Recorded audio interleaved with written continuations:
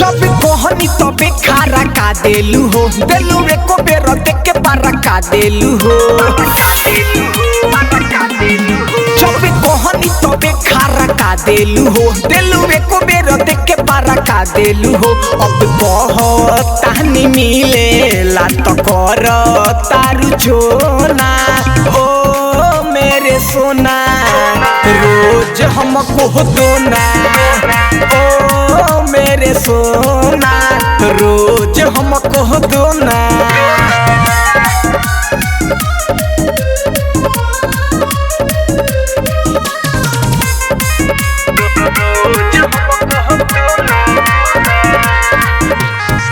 आज बरिया तो तोहारे आवत बाटे घरे से, कहियो न कोई ई सब सिखल बानी तोरे से। तू तो कदेले बाड़ू हमें मद होस, अब देखिले ना बारा दस होला जोश।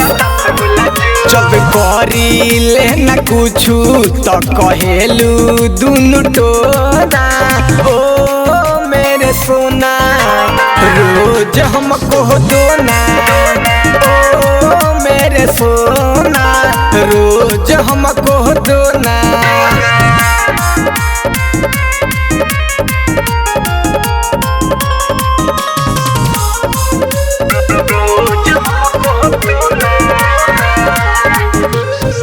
लागे समान गम कवले बाड़ू ई तरह से, कहिले बाड़ू छती तना अहती होता भीतर से।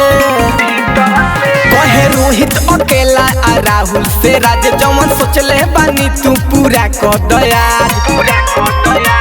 राइटर मिसाइल मिठू से खेत में मिलो ना, ओ मेरे सोना रोज